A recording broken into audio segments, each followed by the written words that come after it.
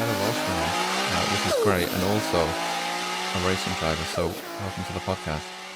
Yeah, thank you. As I said, my first podcast, and great, it's Welsh as well. Yeah. Yeah, happy to be on it. So, for those, the listening, and new to you, uh, tell me a little bit about yourself, and sort of what category that you race in, and some of your background as well. Well, I'm Jacob Parry, and I race currently in the NASCAR Euro Series in the Rookie Challenge. Um, and yeah, I've been racing my whole life pretty much. And now fully sort of professional in Europe. So it's a big Which is, change, apparently. yeah, no, it's a massive achievement, and obviously you won your most recent race as well. So we'll Yeah, get into that a bit later on, but I mean that must have been a hell of a feeling. yeah, it was I didn't expect it at all. I mean, it's it was the biggest grid they've ever had, Yeah, and I think I had no expectation. I don't think anyone had any expectation a win was going to come from it. So to come away with that was it all felt like a dream. yeah, no, it's amazing, and I say we'll get into the most recent stuff a little bit later on. But obviously we done a little bit of research, and obviously you've already said when we were just catching up then, some of your karting background, and everything onto that, and I think was it 10 years old when you won your first race in karting? Is that right? Oh, yeah, probably would have been. Roughly, we'll go with roughly. Yeah, yeah, I'd say, yeah, probably would have been around then. Um, yeah, And can you remember? Obviously, you're what, 23 now? Is it 23 now, yeah, just 23 now? 23 Okay, now. so yeah, I mean 13 years ago ish, right? Mm. Winning your first race. What does that sort of feel like? Could you remember much from that Uh, sort of event that day, or that that first race win, yeah, I think I do. It was in Houghton Park in Ellesmere Port near Liverpool. I was with Motorsport. It was a local team there, and we'd come off bit of a bad year. I mean, we weren't that competitive that the year before. We were sort of midfield in sort of mini max and junior TKM, and then we went into junior X30, and we had a bit of a bad first or second race, and then the third race we just sort of came alive. We had the setup perfect. I'm fairly sure we were on pole that race for the final. nice? And I think it was a very simple race. I think we just ran away with it from what I remember. Because the whole season had a lot of fighting in it. But I think that race was just like, we ran away. And yeah, that was my first ever win in anything. I'd won novice trophies when I was a rookie, Right. but that was my first overall win. So it was, Yeah. yeah, it was a good memory. No, I mean, yeah, it's amazing, and I think it's so many people like interested in cars, and I suppose the audience that we've got that sort of dream of having that. So to be able to hit that at such a young age is well done, smashed it. And to say nice conversion from pole to P1. So Yeah, yeah. Yeah, it couldn't have gone better, really. I think I might have got fastest lap as well, so it might have been a you're grand just slam ticking at all the that. boxes. Yeah, Anything else? Yeah. yeah. But so obviously where you're from, I suppose it's not. There's not a lot of motorsport there, right? In terms of your local area. So how do you sort of how did you get into motorsport, and where did you sort of find it? Well, I got it all from my dad, really. He was, I mean, my granddad as well was into motorsport, and my uncles all are, and but like everyone. But my dad was, from the moment I could walk, we had a shed in the garden where he'd go watch F1 with his friends, and I'd be there as well in front of the TV. Yeah, And I don't even remember most of it, but the those early sort of like beginning of V8s maybe time, I was just sat right. in front of the TV, and then it became a thing. Me and my dad still watch pretty much every F1 race together, and I just became obsessed. And I was going through as a kid, every other kid says, I'm going to be a vet, I'm going to be a whatever. I was always like, I'm going to be an F1 driver. Um, and that's sort of where the obsession started. And Yeah, yeah, it just kept building up, and no matter what, I never changed. It was like, I'm going to be an F1 driver. I'm going to be an F1 driver. Um, so yeah, eventually that's when my dad had to then get me a go-kart because there was no other choice. So that sort of, yeah, leads into where I wanted to go next. And so obviously, I think your dad runs MPI campus, Yes, sort of he where you're does. He based. does. That's correct. Yeah, yeah, yeah. So Yeah, right. this really is a sort of, I guess, a father son type project. Your sort of racing Massively. career, then, yeah, Yeah, it's basically always been. I mean, we've been with teams in karting and stuff, but for the most part, there's a few people that have been very close as well. For the most part, it's always just been me and my dad everywhere. yeah. Um, yeah. I know yeah, that's amazing. And obviously, we'll go back to those Welsh roots as well. So, um, am I right in saying that you've got a helmet that's sort of quite heavily inspired by Tom Price? Is that correct? Yes, I wish I had it to show, but I'm getting my new race helmet painted, Yeah. and that old one was taken by the guy that's doing it as a reference Ah, nice. for Okay, so similar type of portraits. design, is it? No, it's a different design, but it was more because the person we're doing it with is local as well, and he'd never Okay. really done a helmet before, so he wanted another helmet to practice putting some vinyls and stuff. I do wish I had the helmet here. Yeah. But Next it's time, yeah, we'll get it back on. yeah, Yeah, it is. It is a Tom Price replica, who is from Riffin, so the yeah, Formula yeah, One yeah, driver.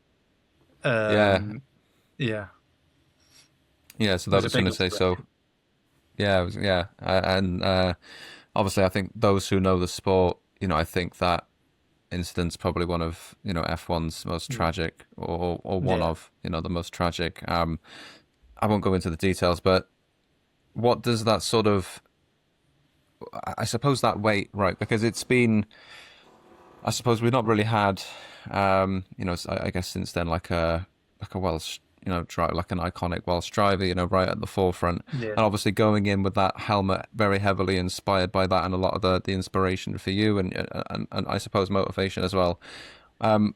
What's the sort of, I guess, weight of that, right? That going in with a helmet, especially into the NASCAR paddock, is there a lot of weight on your shoulders? Is that something that you just sort of, put in a Um, box and I feel like I don't really see it as a weight. I see it more as almost like the opposite. It's sort of yeah, like, um, yeah, sort of, I don't know. It feels more like it gives me more motivation to prove myself and to say that, I mean, I'm not aiming for Formula One. I'm not aiming to be like, oh, I'm Tom Price, I'm whatever. But it's just to say that, you know, I'm from where he's from, and we remember him and stuff. That like, yeah, even though I wasn't alive, and stuff like that when he was around, it is Wales's only well, at least as far as I'm aware, only Formula One driver, yeah, and it's an important thing for people from Wales as well to remember because when we do get those great athletes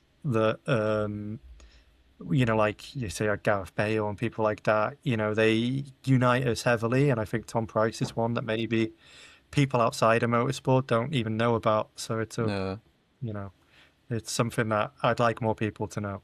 Yeah, no, 100%. And to your point, yeah, the only Welshman to ever win an F1 race, which I think was the 75 Race of Champions at Yeah, I Brands think Hatch, so. and yeah, Yeah, obviously the only Welsh driver to lead the Grand Prix as well. So yeah, no, I mean that's and yeah, from where you're from as well. So you've got yeah, those roots. I think yeah, definitely to your point of yeah, remembering that and again, people outside of racing, yeah, maybe don't know, but perhaps they should.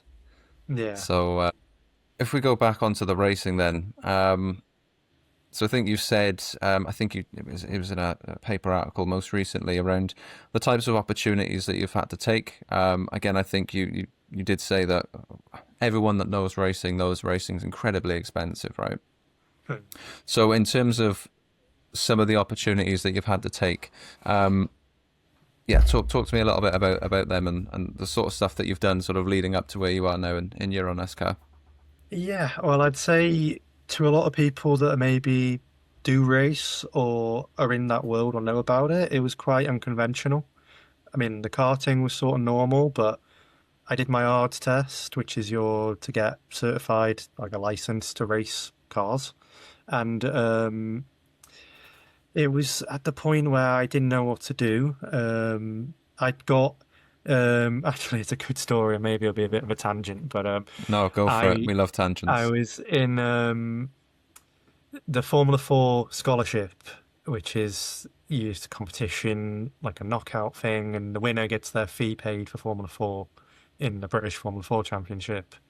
And I'd applied for that, didn't think anything. And I was in school in a chemistry test, and my phone got a notification. And I briefly looked at it for a second, and I saw what it said, like Formula 4. And I opened it, and it was one of the teams had offered me to go there for a test for the Formula 4 scholarship program. And I was just in the middle of this test, and I didn't say anything, but I don't think I did very well on the test because I wasn't thinking about it at all.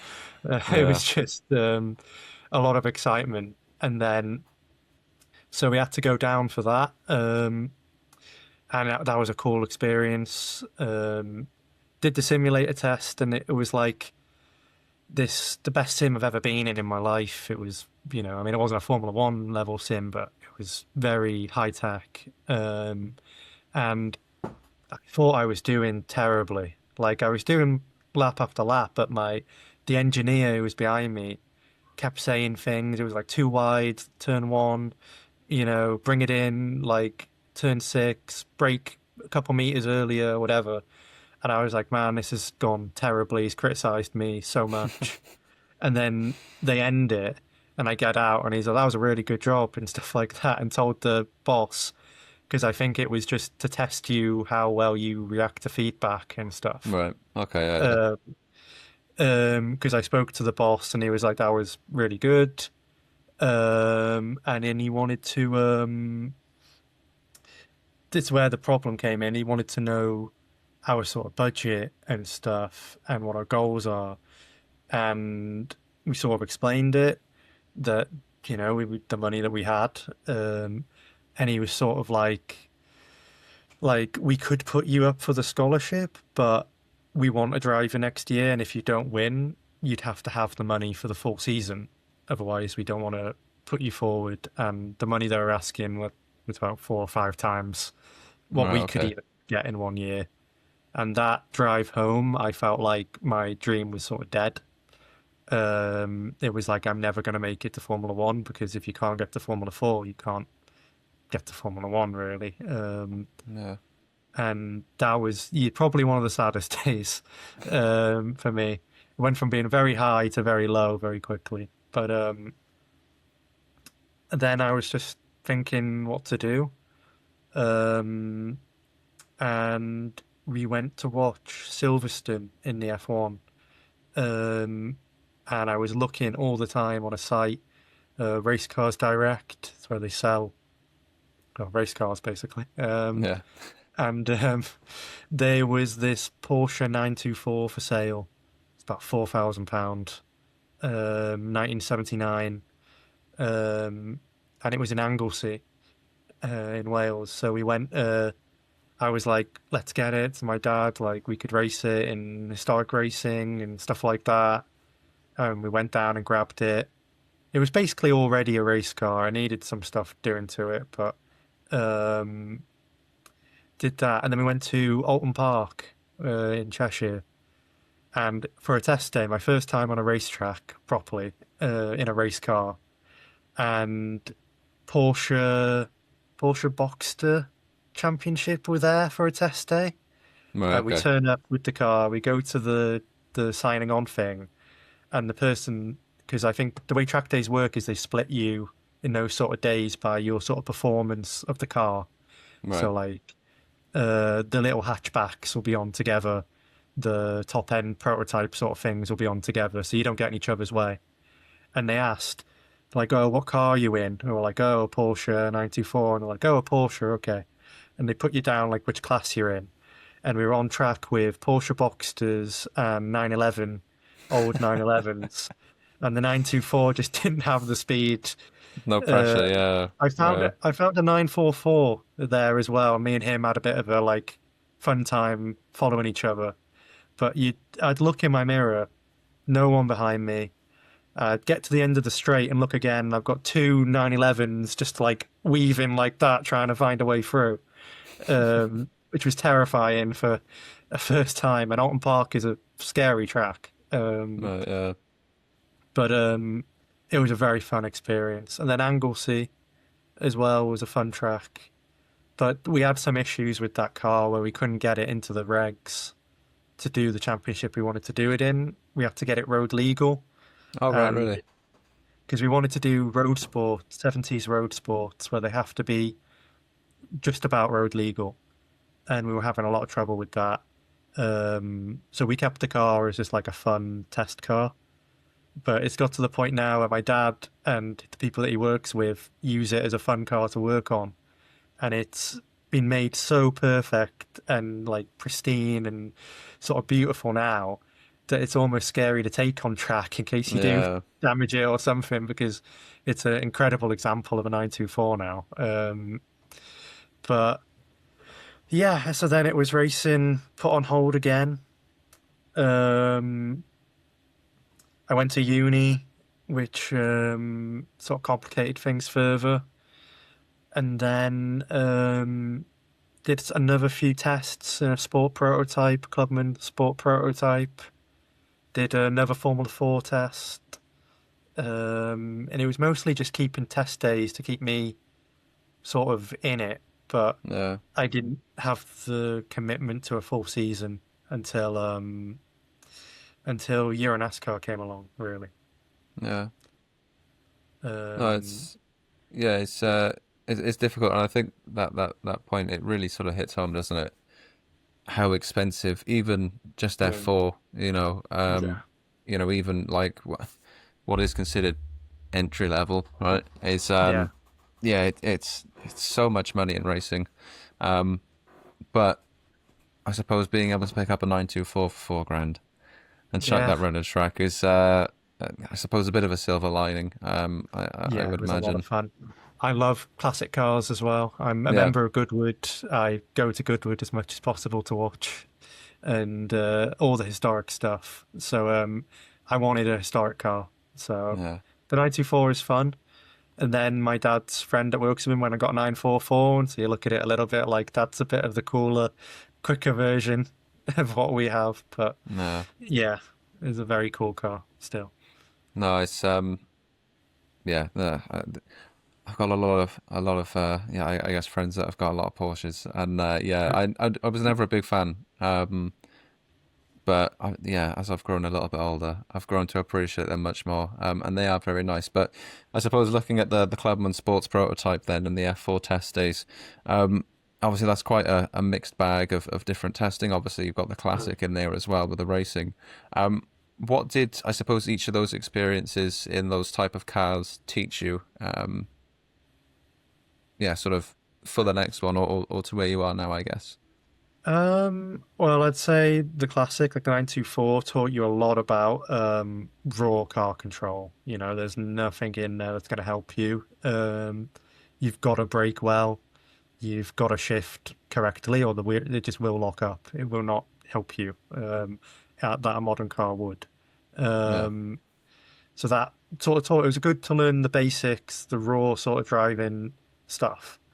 The prototype was a lot about it's a lot not a lot of weight and quite a lot of power. So it teaches you a lot about being smooth on the power, um, not sort of being too aggressive.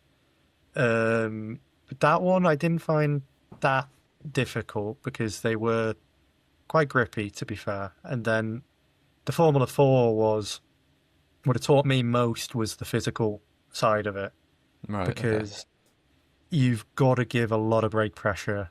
You've got to steer it quite hard because it's all on the downforce. And when you slow down and you lose that downforce, it becomes a lot tougher to move. And I remember getting out of it and the team saying, like, you got to give more brake pressure and stuff like that. And I was like, my legs were not trained well enough for that. I was having Yeah, to really hit it hard. And I knew, like, if I had to do a full race with this, I'd probably be feeling really bad afterwards. So that was my main lesson from that was I've got to get the physical side better, Uh, which is yeah something I still have to work on now because the current Euro NASCAR cars are very physically tough as well. yeah, I think you were saying this with the interviews, but I think that whole physical side of thing is again, I think another point which maybe people overlook. They think, oh, I'm Mm. just going to jump in this race car and throw it around the Yeah. track, but I don't think it could be further from the truth at all, could it?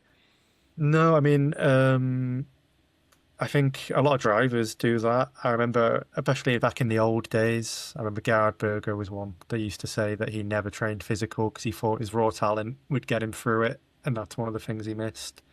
But a Yeah. lot of the public as well, I've had people straight up tell me, like, there's not a sport, there's no athleticism in it. It's, I drive on the motorway like home from work. It's not, there's no physical side to it. And it's like, the cars don't, a road car doesn't feel anything like. I mean, there are some road cars that do, but the type of car you're driving to and from Tesco with or whatever isn't gonna feel like a race car in terms of the physical side of it. Yeah, those people are clueless and Yeah, clueless idiots. They should be ignored. Yeah. yeah, yeah. Um, yeah. I mean, I think even what you were saying, right, with the V8, no traction control or anything on that. It's like No, pure. yeah, Yeah, yeah, that's really nice. So I suppose it sort of segues nicely into that recruitment because I think this seat came off the back of how well the recruitment test went. Is that right? yeah, yeah. So That's walk us, I guess, through that recruitment test. How long was it? What did you have to do? What were the details around that? This episode is sponsored by Photo Loco. Look, we've all done it. You've cleaned the car, the light's perfect, you've driven 45 minutes to that amazing spot some bloke on Instagram half mentioned in a comment, and you arrive to find it's a little car park with 3 skips and a man eating a pasty. Photo Loco fixes that. It's an app built by car photographers for car photographers. Open it up and you'll find hundreds of automotive photography spots dropped onto a map by people who actually know what they're doing. Multi-stories, mountain passes, abandoned airfields, industrial backdrops, the lot. Across England, Wales, Europe and growing every week. Find spots near you, save your favourites and keep your best ones private so they stay yours, and add your own to the map for the community. Free to download on iOS and Android. Photo Loco. Stop scouting, start shooting.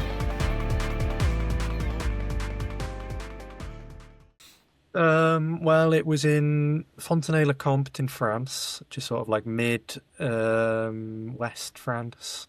Um, and you go down there.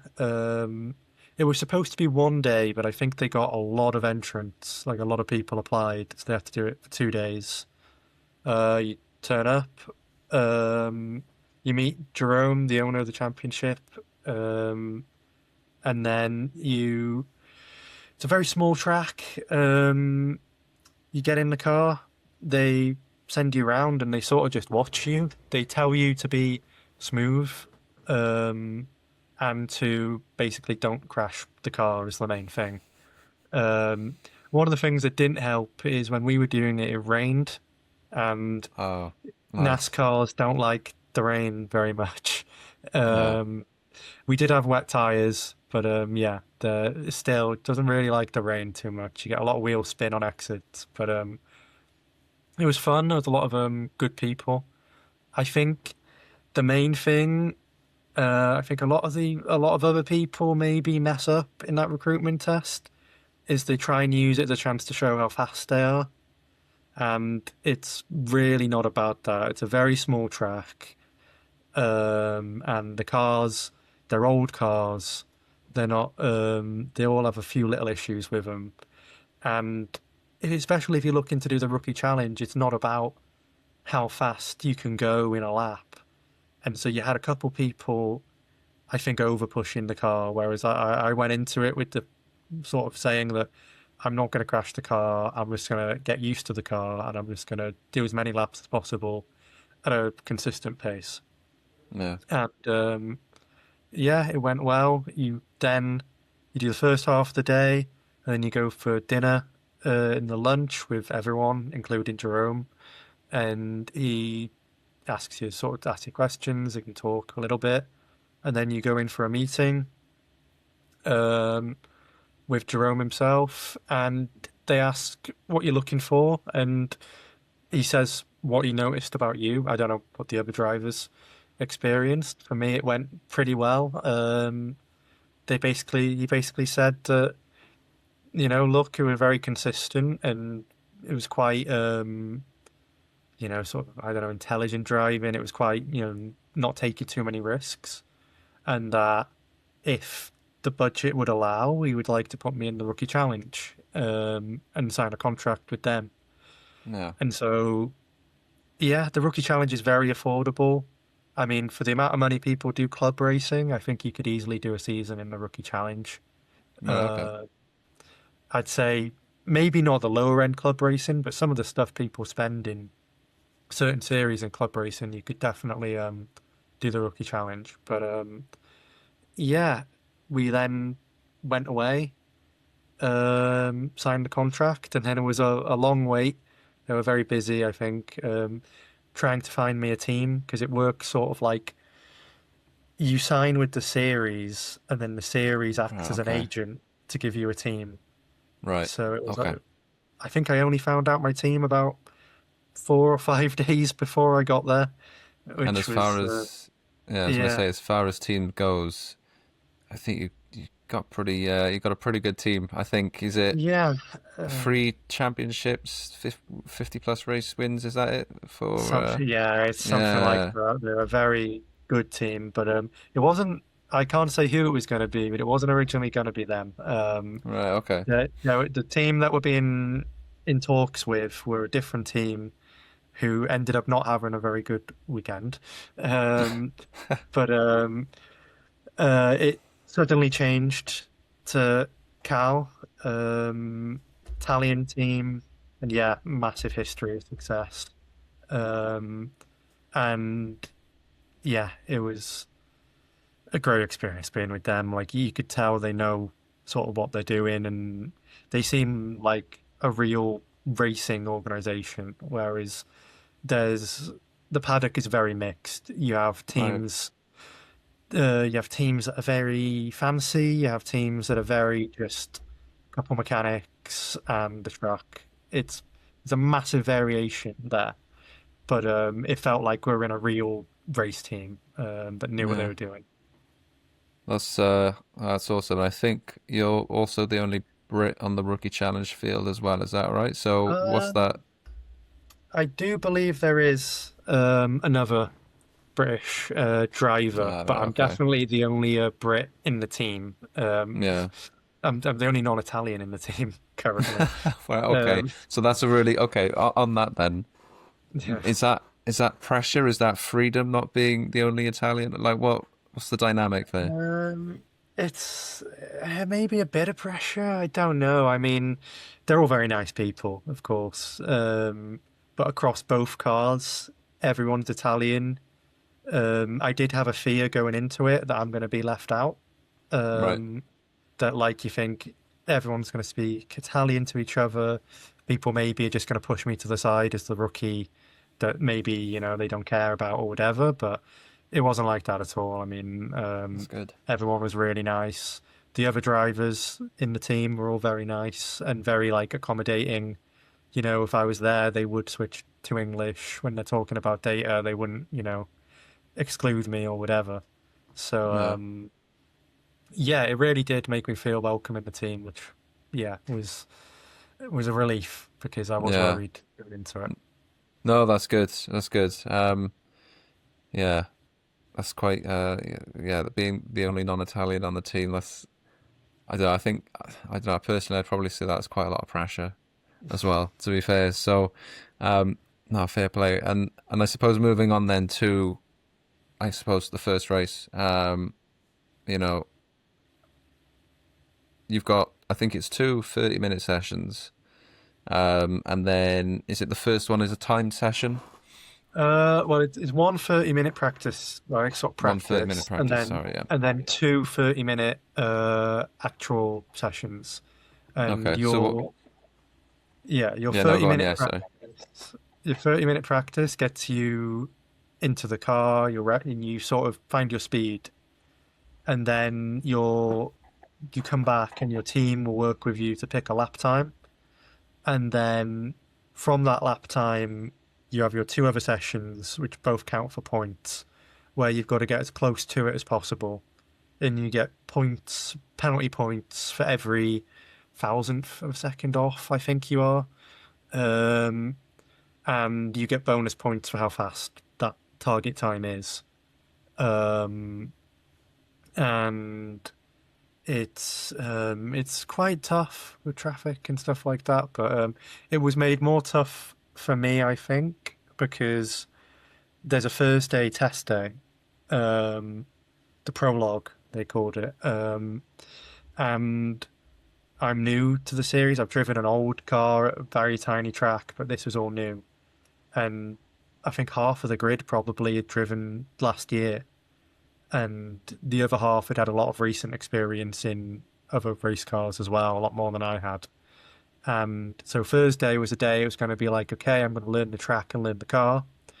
But unfortunately, we had a brake failure for our pro driver, and the car hit the wall, and the car was not really repairable. It got repaired in time for our open driver to do a few laps, but I never got any time in the car. So I went into Wow. my actual session with no track time to get used to it. So it was a daunting day that you've got 30 minutes to go out, find your fastest sort of time and stuff like that, get used to the car and get used to the track as well. It's a track I'd never driven before either.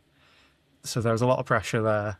Um, but it went well. Consistency is what my strong point was. The pace was something that we were getting there, but I think the lack of track time and the seat time compromised us a bit with that. Yeah. And I think that to your earlier point around that consistency and sort of seeing how fast I can go, and I think that is obviously really quite important there as well. Especially with I think the way you've just set, where you've said about how it's set up in terms of those deductions and the points and that sort of thing, which is really quite interesting as well. So obviously you said about all these sort of difficulties that you had sort of getting to the that first session, getting in the car, everything that went on around it. What was your, I guess, what was your, how were you feeling between, those two sessions? What was your sort of, yeah, thought process, pressures, that sort of thing? Well, I got in the car saying literally, I think I mentioned this somewhere in an interview or something. I was like, my goal is to just bring the car back in one piece. Yeah, Like, don't give the mechanics any work because my teammates have to get in the car later. So I just want to keep the car on track, bring it home. So I went out. I took it very easy at first, started to find my pace. And the other thing was I had a radio with an engineer, a spotter, and in my first time with that. Um, and I remember the pace was getting quicker and quicker. And I was on track, and I think it was Nelson Piquet Jr. overtook me. And I was like, okay, I'm going to follow him. Like, I want to copy whatever he does because he's going yeah, to know this, like, how to drive these cars and stuff like that. And I was trying to follow him and he's pulling away. And I went through I think it's turn 12. It's a very quick uphill right. Um, and I lost the rear and the back end kicked out and I dipped a wheel in the gravel and came back on. And my engineer was in my ear telling me, slow down, like, stop pushing so much. And when I got back into the garage, my engineer was telling me that my sort of manager was telling him, like, tell him to slow down, tell him to slow down, because, like, and stuff like that. Because, yeah, it got to the point where it's just getting more and more comfortable. And I think they were right to slow me down because it's yeah. not about that. But I felt good. I got out the car. They told me my target lap. Um, and we went for a bit of a different strategy. I think a lot of people they did the similar thing. I think to the recruitment test where, because it's the rookie challenge and everyone wants to race in the pro and with the open with those sort of drivers, they want to show how fast they can go. Um, and a lot of people pick target times that were very fast.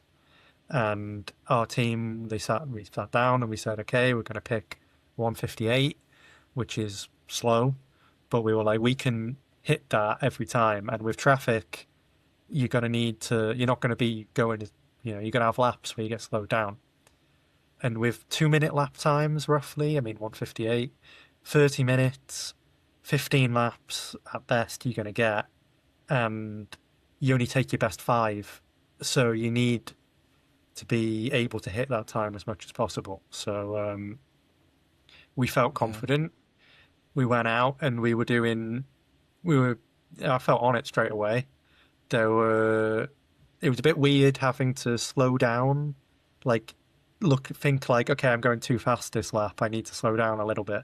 It felt Yeah. very unracing drive, and I'm sure a lot of people listening will say that's not right. I mean, a little bit like Formula One right now. We're going, you got to slow Yeah, we'll down. get on that. Yeah. Yeah. Um, it felt weird to me as well, but it was it was going well, and I remember there was something like 1 minute left, and my engineer was in my radio saying like, "Go, go, go! Like speed up, speed up, speed up!" And because we came out the last corner and we crossed the line with 1 or 2 seconds to go to get one more lap in, and then on that lap, we crossed the line with a 158.003, and we had to get as close to 158 as possible. And my engineer was in my ear shouting like crazy. Um, and we came back in, and the team were really happy. And my manager was sort of like, we're thinking possibly podium at this point. Like, it's possible if we go out and have a good session. Yeah. Um, and then I got back in the car, and the car wouldn't start. Um, the pressing the ignition, it wasn't going, not even ticking, so it was electrical, and the whole Oh team no. was gathered around, messing with it, and it was something to do with the wiring to the starter button wasn't properly done, like broken, whatever. So they had to start it manually, basically, and we got it going, but we got one lap in, and then there was I still don't know what happened actually. I think it was either a crash or something happened, and there was oil on track, and it was red flagged, and I was a bit worried that the car was not going to start again. Yeah. Uh, Wow. Luckily, the team managed to sort of get it fixed during that red flag. Um, but I had to sit in the car for about 5 or 10 minutes in Valencia in the sun, and it was so hot. And what was worse was a little bit awkward because they let fans into the pit lane, like hospitality fans. What on a Like, red? yeah, so I Wow. was in the pit lane in the car parked there, and I just see this phone camera come to the window like that, like taking photos of me, and I'm sitting there like not wanting to look as people are like looking in the window at me like Oh fans. my goodness. Um, yeah, and then eventually they say, okay, we're going green in a couple of minutes, clear everyone out. Yeah. But it was a very messy session. Everyone was pushing to get their laps in. It's a lot of traffic. I think I've maybe got 1 or 2 good laps in. Yeah. And they ended the session, and I didn't feel confident. I was very sure that um, maybe that had thrown the win away. And the Right. way the Rookie Challenge does it to make it even worse, they get everyone to the podium. They don't tell you who won until everyone is there. So everyone has to go to the podium, and then they list you off from last to first to go. Oh gosh. Uh, so that was nerve-wracking, but I had a little hint that I won because the I was approached and asked. They came up to me and said, "Oh, Jacob, do you want the Welsh anthem or the British anthem to play?" That's Which yeah. Wow. it sort of spoiled the surprise a little bit. So I was sort of sitting there like, well, surely that means I won if they're going to play the anthem. And I did ask them for the Welsh anthem, and they said, okay, we'll try. But apparently they didn't have it or whatever, so it was the British anthem. They'll need to sort that for the next race. They do. And I actually, because of my, it's a bit of a tangent again, but because of my late arrival, sort of with the team, they didn't have the sticker for my flag. Yeah, they They only had said the that they were British like, sticker, oh, was it? well, they didn't. Well, they had. I gave them all my sponsorship stickers to put on the car Right. and stuff like that. And there were a few Welsh ones in there as well, like Welsh flags. And I remember the team owner came up to me with the Welsh flag and said, "Oh, I'm sorry, we don't have any British flags to put on. Can we use this one?" And I was like, "That's so much better. Please use the Welsh flag. Like, put it." Yeah. Um, so that was on the car, which was it was quite very nice to see a Welsh flag on the side Yeah. next to my name. But yeah, the podium was. I mean, I'm happy to have the British flag and have the national anthem as well. I wasn't like ashamed of it or anything. It was, it was still an incredible thing. But I think Ella Lloyd went for a similar thing in W Series with one in the Welsh anthem and the Welsh flag displayed. But I think the FIA might not allow it due to it technically being a British license and stuff like that.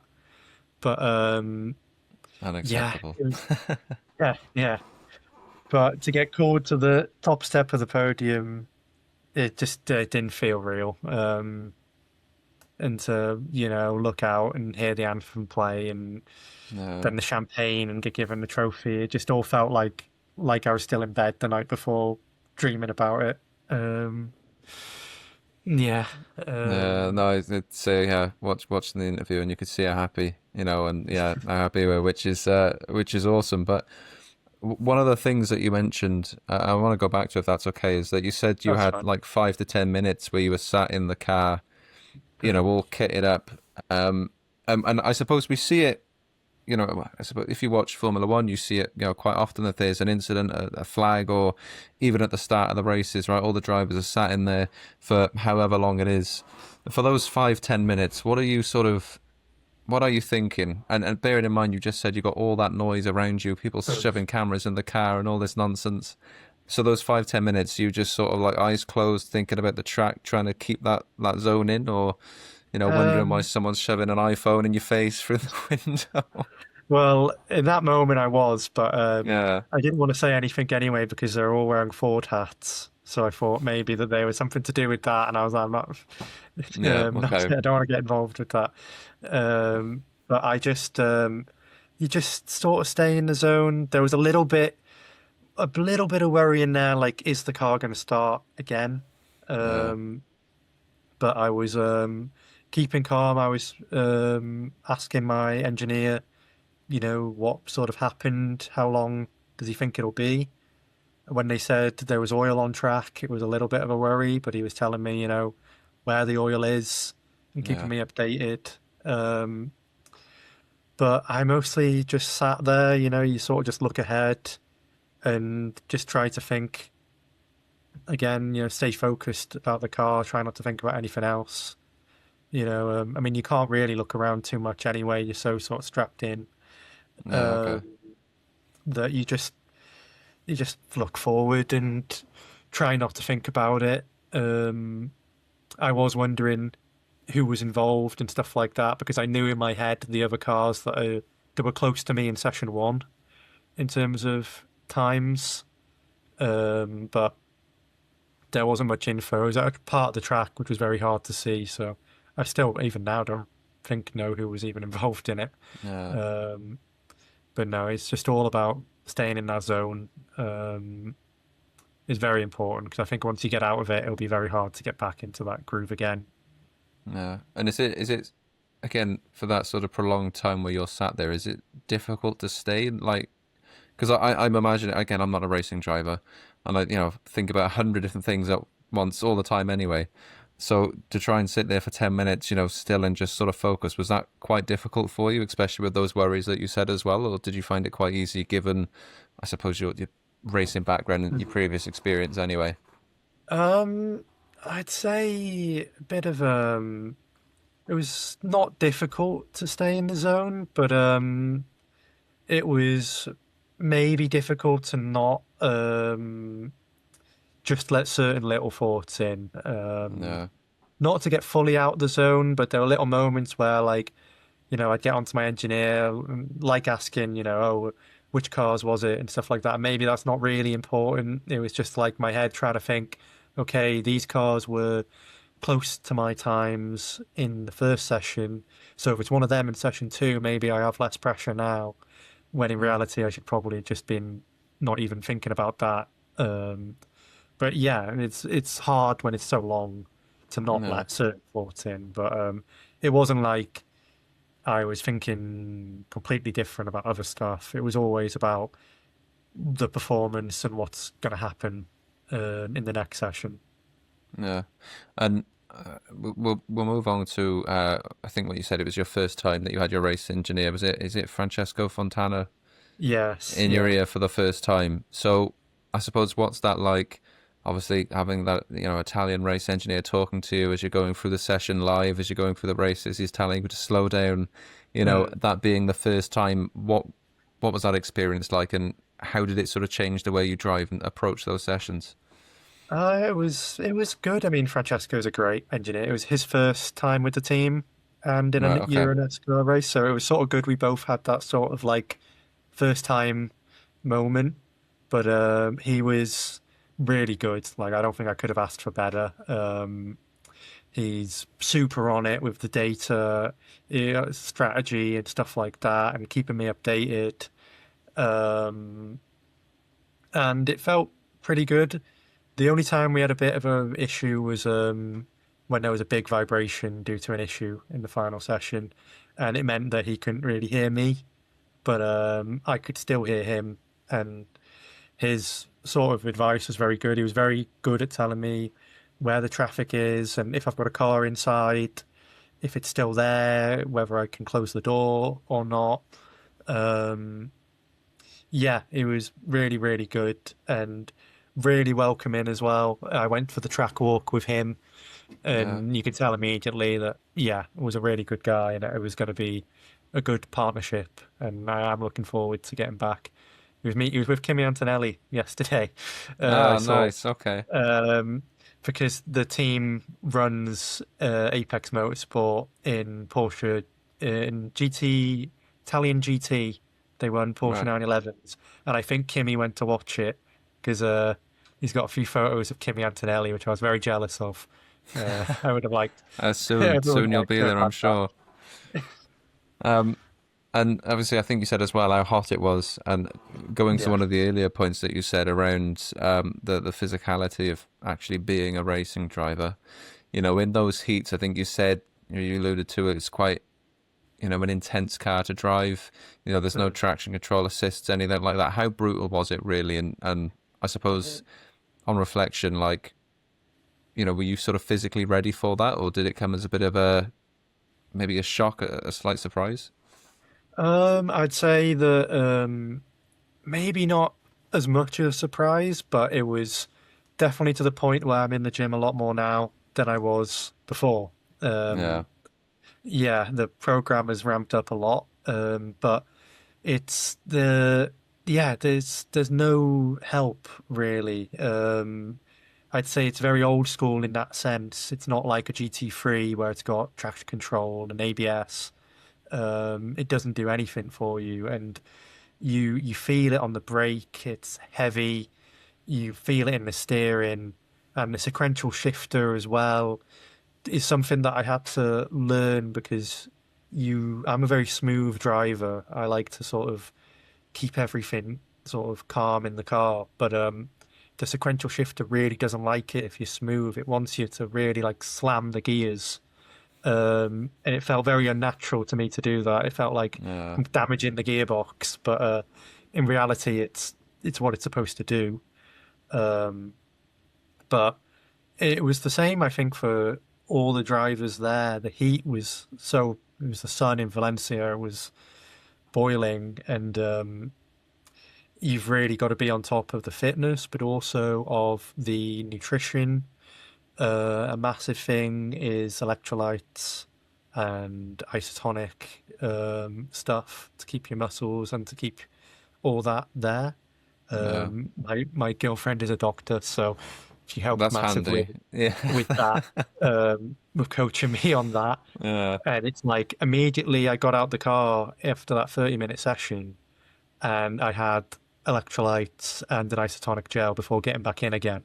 And I think that sort of stuff just helped massively. I think even now, a lot of drivers don't put enough attention into that. Like maybe they'll go to the gym, but they won't look at the that side of it, the sort of sports science, the sort of like that aspect of it. no, Because you lose, you hear about F1 drivers how much they lose in sweat in terms of weight, and while it's not that level, you lose a ton of water. I've seen drivers even that weekend on the floor, practically passed out, red, um, no, like a tomato, basically after getting out of the cars because they have no ventilation either.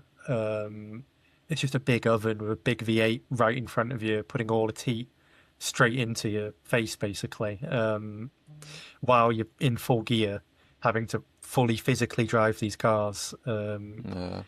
Yeah, I feel bad for some of the pros that do the sort of longer races, and I think it was a couple drivers lost all power steering because I think there's a very sort of weak power steering on it, but they lost all power steering altogether, where the car became practically unsteerable, and a couple of them they still managed to finish the race and were yeah passed out practically from it, and I can No. understand that because those cars are they're tanks basically. They're not like a GT3 or a touring car.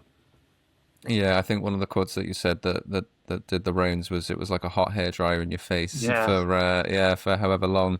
So I mean that leads quite nicely, right? Because a lot of people they think NASCAR, they just think oval racing, right, driving around in circles, but it's not, is it? And especially with what you're doing, it's very different. Like you said, it's very different from the GT3.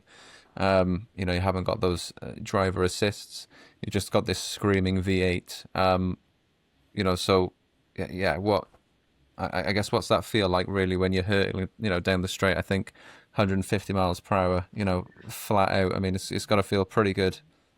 yeah. Well, I mean, about the road course or not oval thing, NASCAR itself has moved a lot more to having road tracks. And Euro NASCAR or NASCAR Euro Series. I remember Jerome told me the first time I met him that the aim of this championship in his head was always to bridge Europe and America together. Mm, Um, the cars are a lot lighter than an American NASCAR.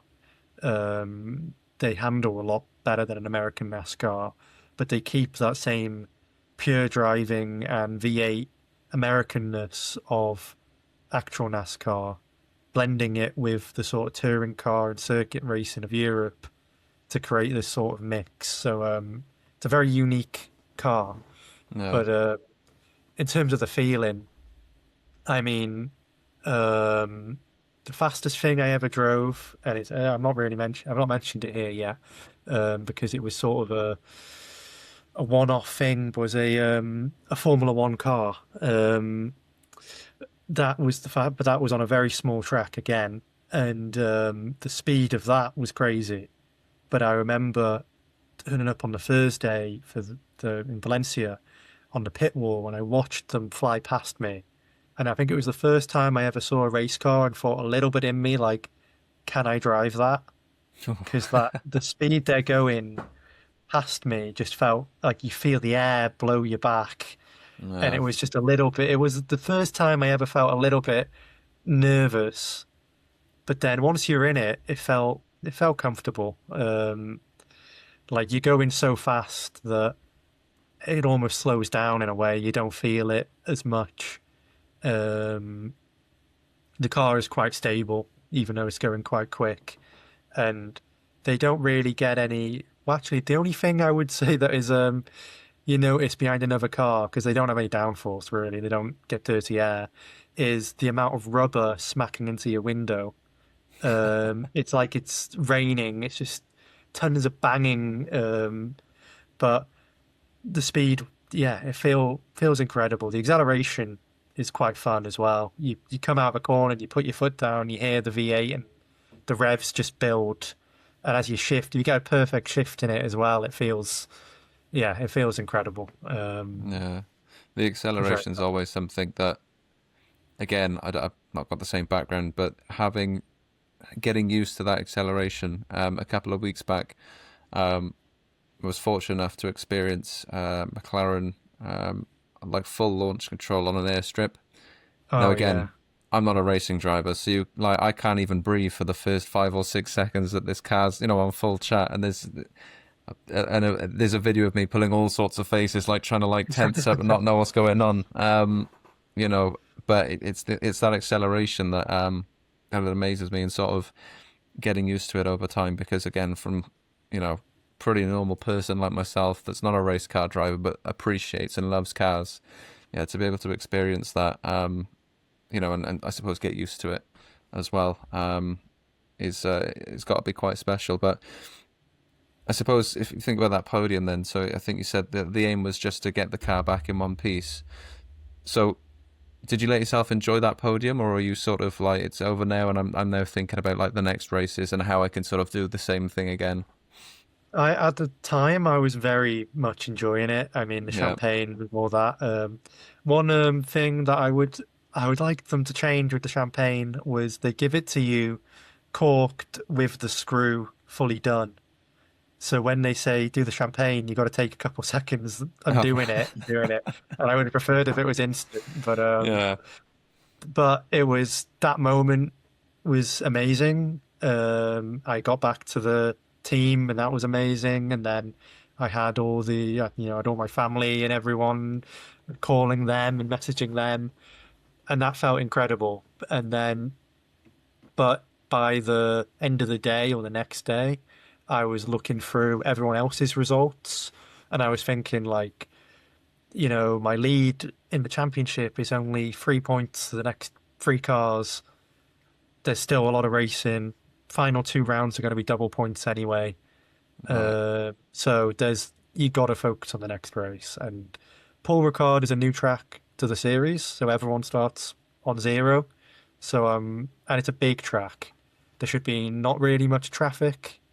Um, so it's going to be completely different to Valencia. So I had to immediately change focus to that basically and Yeah. think about that. And how many rounds of racing are there in this series then? For the full time, for the Pro and Open, it's six races. For the Rookie Challenge, it's five because we Yeah. don't do Brands Hatch, which is I'm A shame. mortified by because Yeah. that for one, it'd be my home race, and Oh no. two, to go through turn one of Brands Hatch downhill in a NASCAR sounds like a lot of fun. But Yeah. yeah, I'm gonna go. I'm gonna be there. Um, to be with the team and with the fans and stuff like that. But yeah, it's the only one we don't do. But we do five in total, so we've got four more left. Yeah. And then I suppose looking at sort of Cal Racing then, so I think Alan Day went from sort of the rookie series from Cal Racing all the way to the NASCAR Cup Series. Is that is that something that you want to try and replicate? Is that the calling for you, or It, what's the dream there? I mean, it would be a dream to do that. To race in the NASCAR Cup would be incredible. Even to race in the NASCAR Truck Series and Mm, O'Reilly and stuff like that would be incredible. But for me, it's just about staying in racing because the yeah. money is such a tough thing that it's all about at the moment just making it to the next season. Right. Right now, the rookie challenge is very affordable. Next season, the natural progression would be to go to the Open Championship, which is proper racing. I'd preferably like to be in the same team. You never know, Yeah. but And is same that wheel to cars. wheel instead of the Yeah, it's regularity wheel that to this? Right. wheel. Okay. Yeah, it's proper racing, which is what the rookie challenge is sort of designed to push you into.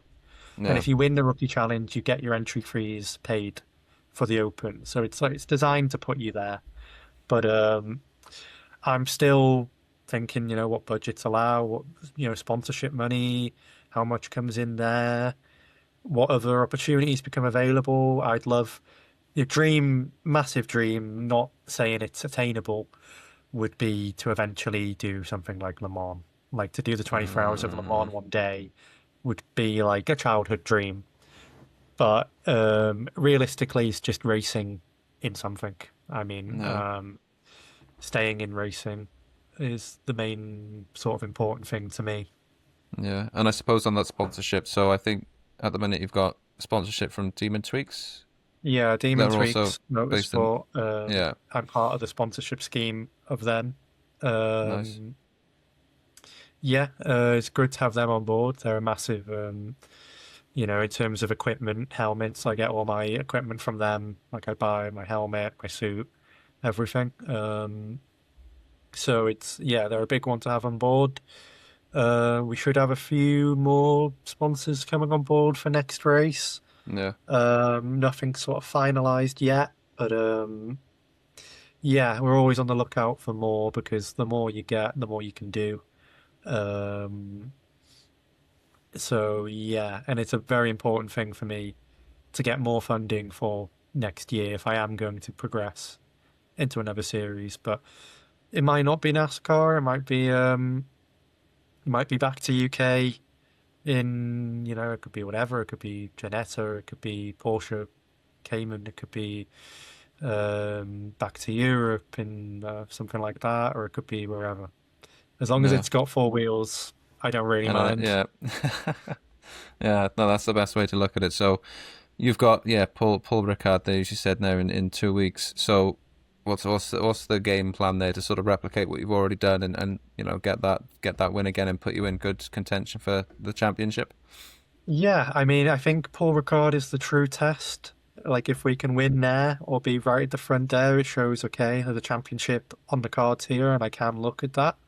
Um, it's going to be a big test, and as I said, it's a new track for everyone, so there's no excuse really. So it's going to be about getting to grips with the car very fast and getting up to a speed that's quick enough to get you the bonus points, and Yeah, then using the sort of same strategy, stay out of traffic and stuff like that.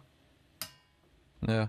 And then I suppose, like you said there, you just want to be racing something. But what is the goal for you in the next 5 years? Dream big, aim. Mm. You said there, like Le Mans, that sort of thing. So, what does the next sort of 5 years look like? What are you aiming for? I'd say either to be in the Pro Series of NASCAR Euro or potentially in a GT Championship in your sort of British GT or, even better would be GT World Challenge, but, that is another big, big Yeah, one to get into. But something in sort of GTs, maybe a touring car, TCR type thing, um, to be at a professional level, stay in the professional sphere. Nothing against club racing, it's incredible. But if you want to make it your sort of life and bring in the sponsors, I need to be in the Pro Series, either in the UK or in Europe. So the goal is to stay in that. I will be doing club racing, more club racing. It's good. There's not a lot of races in the NASCAR Euro Series, so club racing yeah, is great to keep you in up to speed and experience as well. yeah. No, definitely. I say you've got all these trophies behind you. We've not even touched on some of the stories, so we'll definitely have to get you back on for Yeah, for an update and go into some of that. But in terms of where can people contact you in terms of sponsorship or your social medias, thanking um, sponsors, the floor's yours now. So yeah. Well, in terms of contacting me, the probably easiest is through Instagram. It's Jacob underscore Parry 22. Um, my email is for sponsors and stuff like that is jacobparry22 at outlook.com. And then I am also on Twitter or X with Jacob Parry 10, and Yeah, my other socials I'm not as active on, so you're probably best through either Instagram or email.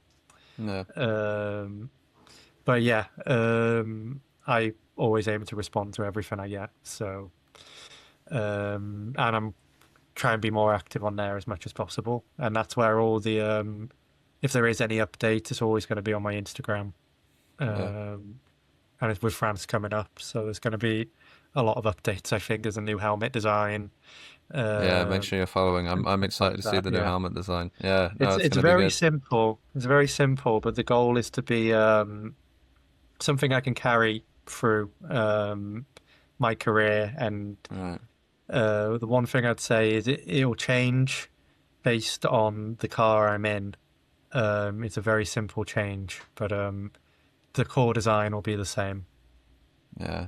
That, looking forward to it. And then I suppose special thank yous. I think you mentioned your girlfriend already, who's a doctor, who's Yeah. obviously helped in terms of the electrolytes and that sort of thing. But yeah, any other special thank yous that you sort of want to give? Well, obviously my parents, my dad as well. Wouldn't have been able to get through it without him. And then yeah, Demon Tweaks as a sponsor for everything they've done. Cow Racing, obviously, for being, the team that brought me there. Jerome and NASCAR Euro Series and Team FJ itself. Because without the opportunity, I would be, I wouldn't be racing probably this year. Um, so yeah, it's all down to them. All I do is just get in it and drive, basically. Um, Without them, it wouldn't be possible. So Uh, yeah, no, it's awesome. Well, thank you so much for coming on. thank And you. yeah, I'll definitely be following the race and the results in Paul Ricard next week. But yeah, it's been a pleasure. Thank you. Yeah, it's been a pleasure. Yeah, me as well. Thank you.